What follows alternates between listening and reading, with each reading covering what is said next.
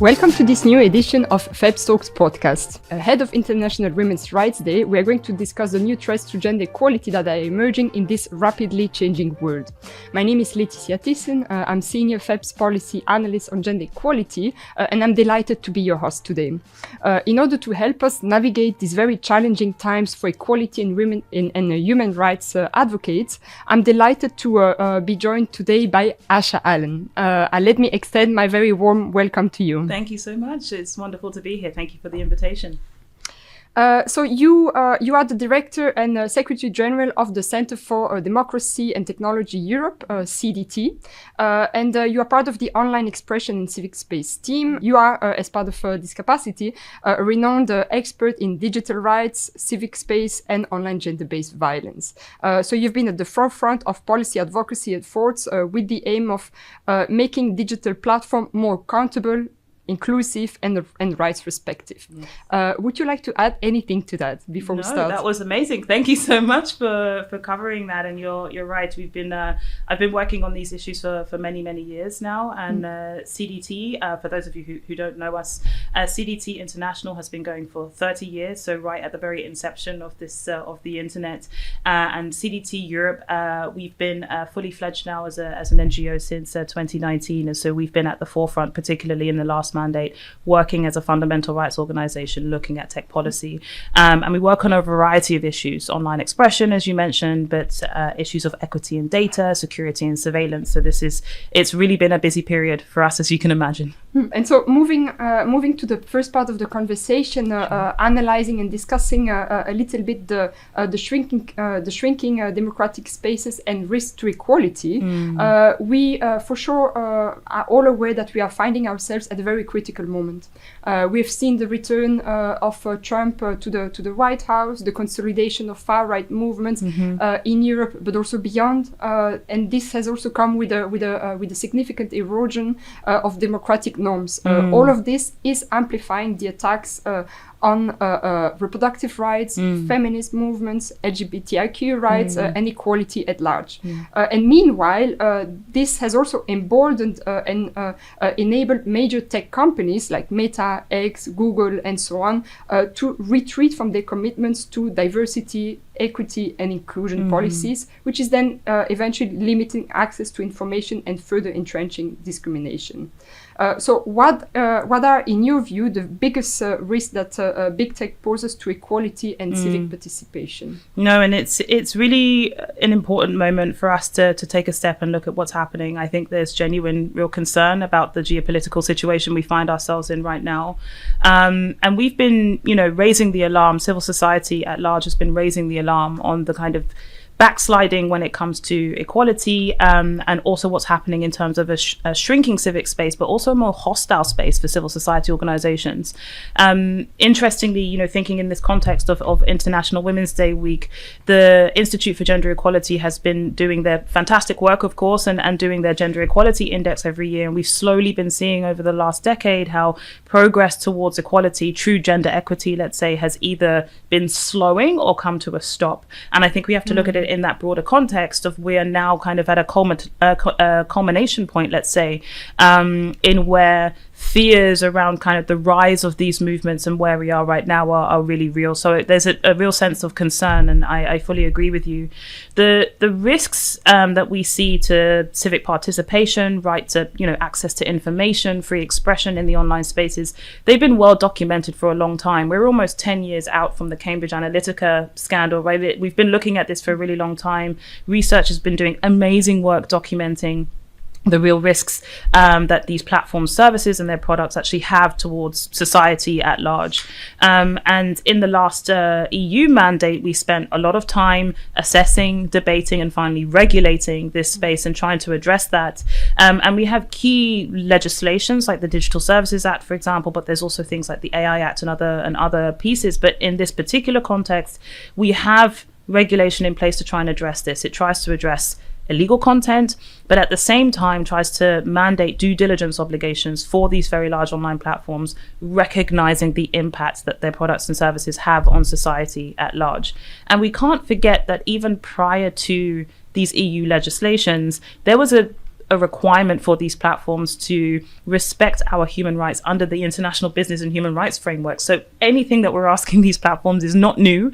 They have an obligation to respect their users' rights and make sure they're not of harm to society. So to come to kind of the second part of your question, we have a real concern that there's a rolling back of this commitment being emboldened by the current geopolitical situation. You've mentioned, some of the different policies that we're seeing specifically targeted to LGBTQI communities, to migrant communities, and maybe we can get into that in a bit more detail a little later. But we are concerned that even though these frameworks are in place, and there's in Europe, let's say, but looking at it in an international perspective, that there's this walking back of commitments to ensure the respect for people's rights online, and that there won't be any accountability mechanisms in place to stop that from happening. So there is a genuine concern, and I think many organizations, not just fundamental rights organizations or digital rights organizations, but those of us who work on a wider range of issues are very concerned about where some of these policies may be leading. And precisely also going a little bit deeper on this very last point when it comes to coming back or rolling back on certain commitments. We've seen, for instance, Meta and X that have been censoring posts on reproductive rights, LGBTQ advocacy. Meta also has abandoned its third-party fact-checking program. Yeah. So how does this sort of suppression affect feminist movements and what can be done to challenge that? Yeah, absolutely. And just to say at the very top, it's always these movements, the feminist movements, the LGBTQI movements, these movements that are intersectional in nature, that are first impacted by these policy changes. Just the sheer lack of consideration of these communities and how these policies could affect them always results in, or usually results in, let's say, an impact on their communities first. We've seen this with steps that say Meta's different platforms have taken, Instagram and other platforms have taken, where, you saw Black feminist movements posts being censored or other things. So I just want to say that from the top. But it's very specifically the new hateful conduct policy published by Meta recently. My amazing colleagues in the CDT US office worked together with many of their partners to really push back hard on this. And there's a couple of factors to take into consideration here. The policy itself was not consulted with their civil rights advisory body, a body that's there in order to be consulted when, these policies are changing and what could be the specific impact on different groups. And so that advisory body established by Meta itself wasn't even, consulted in this context. Alongside this, the policy itself is of deep concern, particularly for the LGBTQI community, because the policy itself seems very specifically targeted at allowing certain forms of speech towards that community in particular. But the policy itself would seem to indicate that it would be okay to discuss not allowing LGBTQI or migrant communities in public spaces. And that's only a dangerous road that you can go down, talking about not allowing certain communities into different spaces. But it also has an impact on the communities for people with disabilities, for example, and allowing, this kind of policy to manifest in this way will inevitably chill their speech. It means people of those communities will self-censor. They will not be allowed to feel safe on these particular platforms. And that is the opposite of, fostering free expression as the policy itself would, proclaim to be doing so. And that has happened in the US context, but I don't want to separate it from the developments that are happening here in the EU and more globally as well.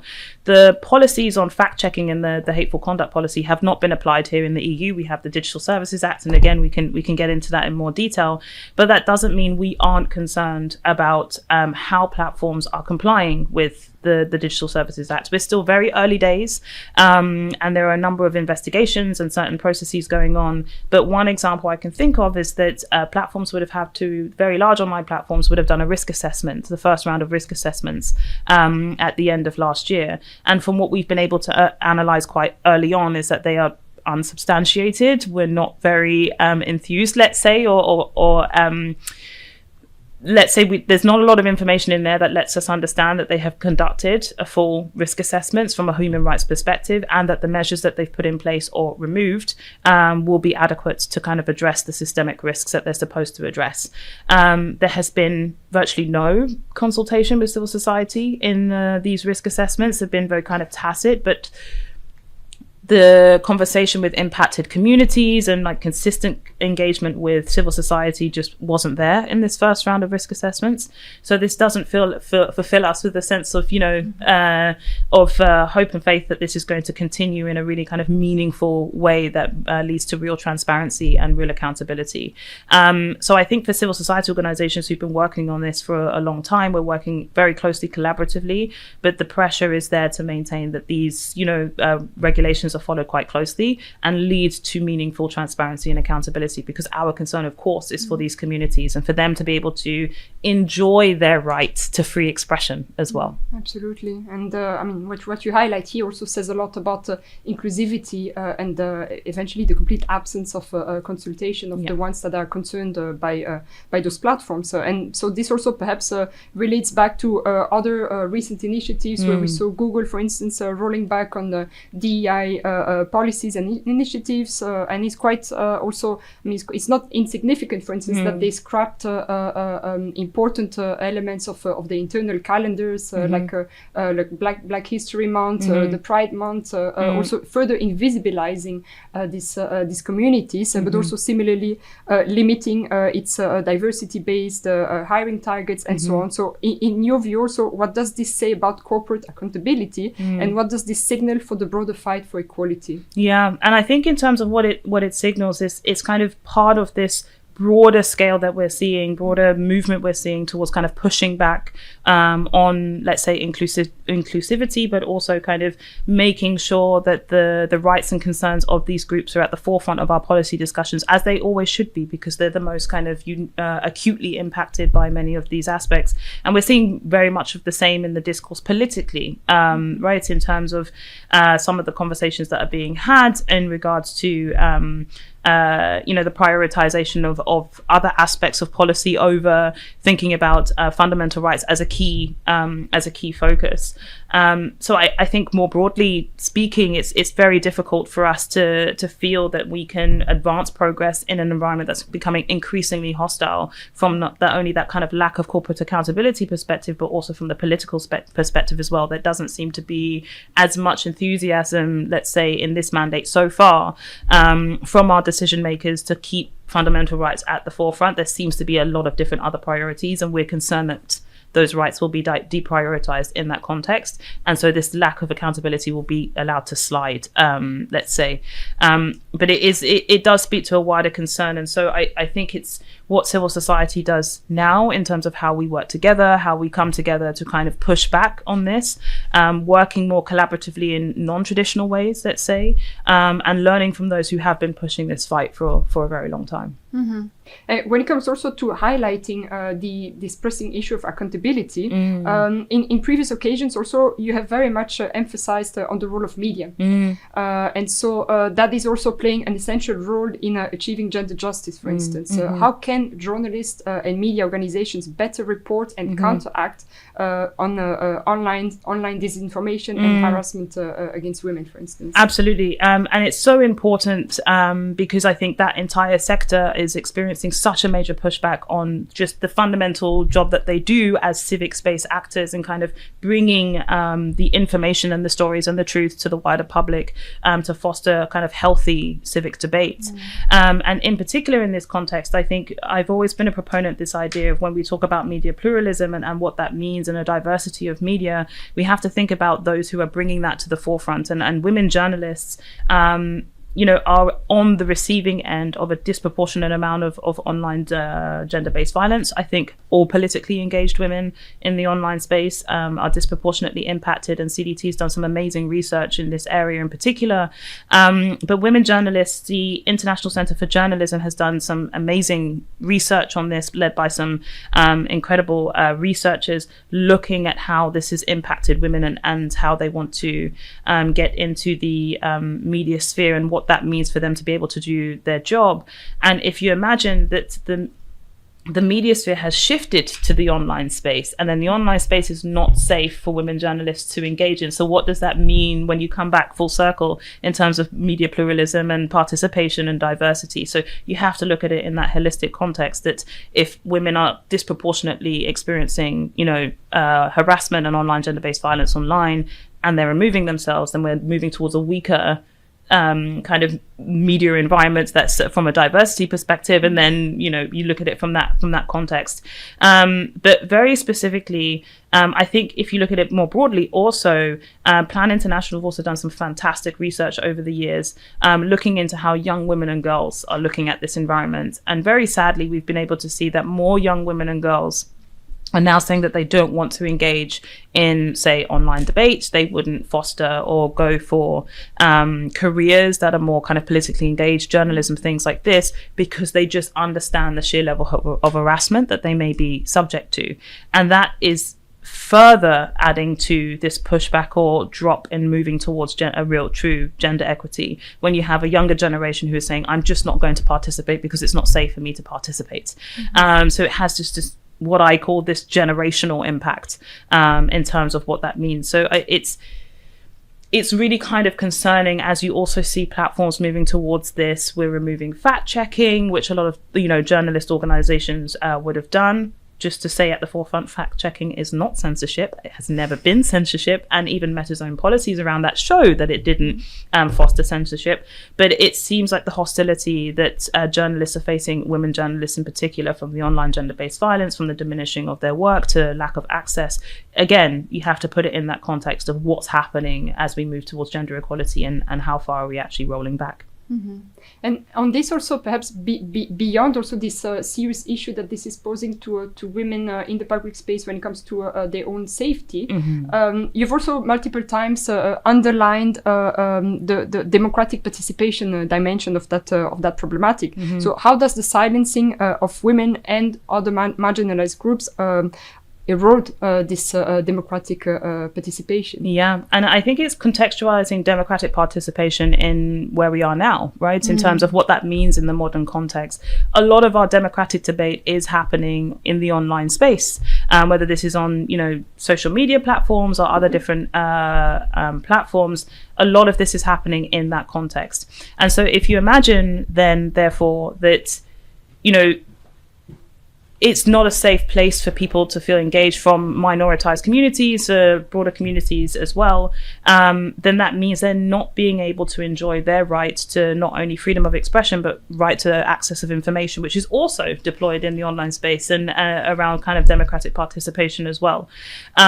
So I think often the conversation, especially around online gender-based violence, for example, get quite focused around, what is it that was the conversation and what's this specific form. But when you look at it in that broader, more holistic context, you understand this is really having an impact on how women and minoritized communities are able to engage in our society more broadly, where the issues that concern them, where they are in our discussions, how they're being politicized, how they're being discussed, and what does democratic participation mean in this more modern context, where people are having to self-censor, they're being silenced, they're having their speech chilled, and they're not able to participate freely. Who has access? That's really the question that it leads us to. And in that sense, how can we actually strengthen protection for these groups? Yeah, absolutely. I think there are things in place, and I think especially those who work in the kind of policy space, we try to look to the regulatory framework, whether that's the Digital Services Act that we've mentioned before, that put in place, specific due diligence obligations for the very largest online platforms that operate. And that's not only you have an obligation to deal with illegal content on your platforms, you have an obligation to assess societal risks. There's specific requirements to assess online gender-based violence for the very large online platforms, and you have to mitigate those risks. There is a real recognition in the law that these risks have a huge impact on society, and if you're going to operate here, you have to be able to address those with the rights of users at the forefront of the mind. And we're still in early days, as I've mentioned, in terms of these laws coming into force. But we really want to make sure that they are enforced in a human rights respecting way, that rights is at the forefront of enforcement. So thinking about how regulators approach this, but also so that these obligations are not just empty tick box exercises for the platforms. We do not want to see a race to the bottom when it comes to compliance. We want to see continuous improvement. We want to see meaningful engagement with civil society organizations and organizations who represent affected groups to genuinely try and address some of the issues that we see on these platforms. Otherwise, they will continue to proliferate, and the level of safety will continue to diminish. So we're hoping to kind of use those mechanisms that we have in place to push for increased transparency, kind of get behind the curtain, as it will, and understand what's really happening with these systems and with these particular products, and to be able to then make recommendations, to be able to say this is how you have to address these issues more comprehensively, but understand that as these systems evolve, the approach to it, addressing those, will need to evolve as well. So it will be an iterative process for all stakeholders involved, but there has to be, clear, meaningful engagement. Otherwise, again, all the work that we put into making sure that these frameworks were in place will sadly be in vain. Mm-hmm. And also, perhaps looking at the more general pictures, coming back to what we mentioned earlier with the consequences of the return of Donald Trump to the White House, which is also further emboldening anti-gender and anti-democratic movements globally, with massive consequences when it comes to equality policies. So we have seen here a big rollback in terms of regulations in the big tech. So how might we see a shift in platform accountability measures, and what should Europeans do in order to mitigate these effects? Absolutely, and this ties into the frameworks that were put in place in the last mandate. A lot of times, often, especially in the European context, people refer to the Digital Services Act and other frameworks in place as being kind of the standards that were put in place. They are kind of very clear, first of their kind transnational regulations. That's not to say that they're perfect. We haven't seen how they fully operate yet. But there is at least a standard there that we should be aiming for as a baseline to be able to continue improving upon, let's say. So this pushback that we're seeing, the rolling back of accountability, the rolling back to kind of allow that proliferation of the key issues that we've been talking about, I think the European bodies, those of us working in this context, need to stand firm in the rules that we have put in place, because the rules are there, they are in place, and the platforms will need to respect them. And also for there to be more global efforts to keep pushing. We cannot allow the kind of narrative that we're seeing right now, in that there doesn't need to be as much accountability, and we can allow the kind of proliferation for a very skewed perception of what is meant by facilitating free expression to continue to proliferate. So the main message here is just to stand firm in terms of the frameworks that we have in place, to keep bringing civil society in as an equitable partner and not at the last moment for last minute consultation, but to keep bringing civil society in who have been working on these issues for actually decades at this point, and have the expertise that can really inform some of the questions that regulators or other bodies may just be first addressing, or have less familiarity with, let's say, in terms of the very specific issues that we've been researching for a very long time. So that's really taking a kind of multi-stakeholder approach in addressing those specific issues, but also really thinking about what is the standard that we're really trying to maintain here, and not to allow that influence of rolling back to kind of have an impact that's intended for compliance to be as weak as possible. We have to stay firm. And perhaps also in connection to that, but moving on to the last part of our conversation, and more particularly focusing on the intersectional impact of online gender-based violence, CDT has also highlighted that online suppression does not necessarily impact all communities alike. Feminist, anti-racism, and LGBTQ movements face multiple layers of discrimination online.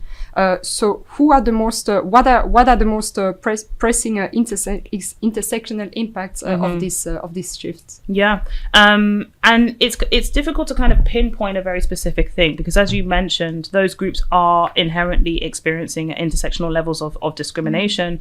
And so if you're looking at, say, content moderation policies and kind of policies that are put in place, it's like the example we talked about previously, where the hateful conduct policy that Meta's put in place seems very targeted. The changes that they made seem very targeted towards the LGBTQI community, but it's having an impact on migrant communities, but also people with disability communities. There's there's just a lack of understanding of how that policy is actually going to affect an array of different communities.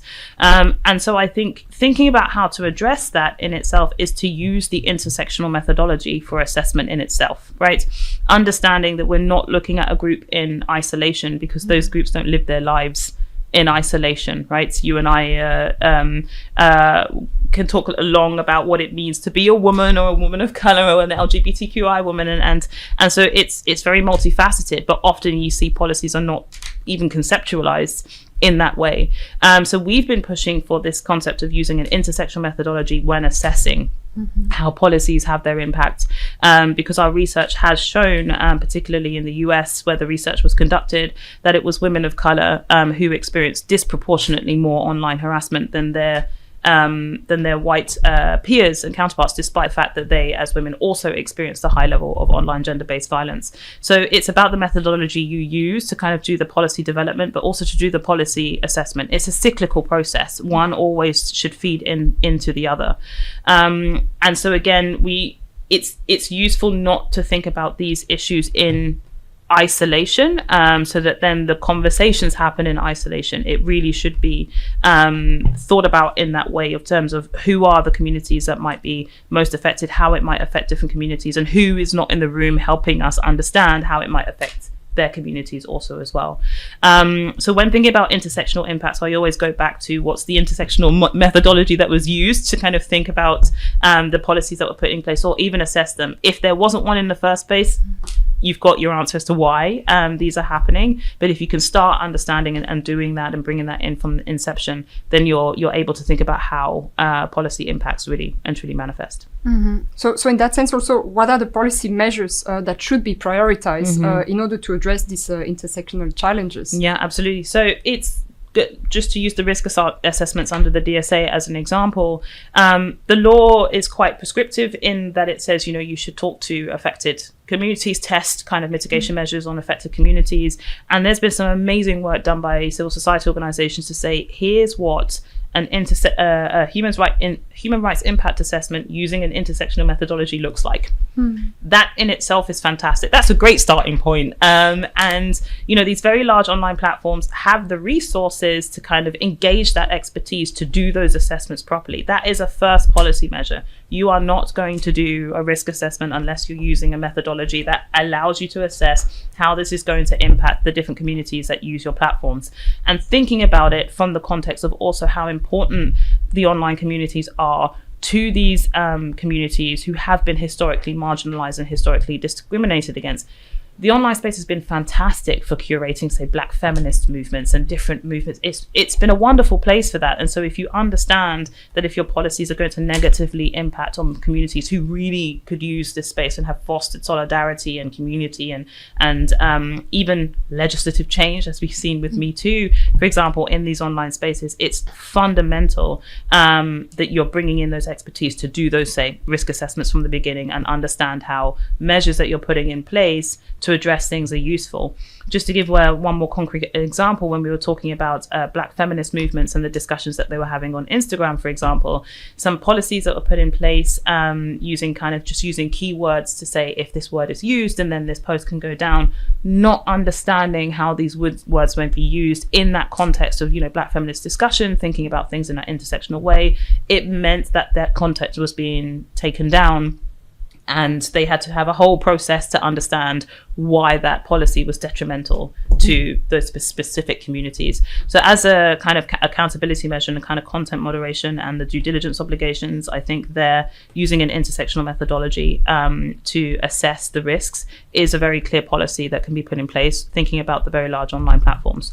But as the enforcement bodies and the regulatory bodies assess what the platforms have assessed, they too can also think about an intersectional methodology and think to themselves, okay, we're looking at a societal or systemic risk. Who in society might this impact? Not just thinking about it widely, but who might this have a negative impact on? And again, they can look to research that's been done. They can also do extensive consultation with civil society. We're calling for the European Commission and the regulators to, consult with us on a more regular and systemic basis to be able to feed into their enforcement processes. But it's a very similar thing, making sure that you've got the expertise to inform and making sure that you're saying, okay, yes, we're also making sure the platforms are doing their job when it comes to implementing and being in compliance. So there's a few different policies, but we have the Digital Services Act that I've mentioned. We also have the Directive on violence against women that also touches upon different forms of online cyber violence. And so there's also a role there for member states in terms of how they transpose that and what that means in their national contexts, to also address this as well. As we round up this conversation, and in light of the different elements that you have just pointed out, what do you think will be the main challenges ahead? But also to finish on a positive note, what keeps you enthusiastic and optimistic for the years to come? Yeah, I like to try and stay optimistic at least 60% of the week, right? It helps us when we're doing our work, especially in civil society. So just to address those challenges first, I think it's going to be political will and motivation to stay the course, to ensure that the rules and regulations that we've put in place are well adhered to, they are respected, and compliance is to the top level that we can possibly push for, especially with things like the Digital Services Act, but things like the Directive as well that will be transposed in 2 years from now.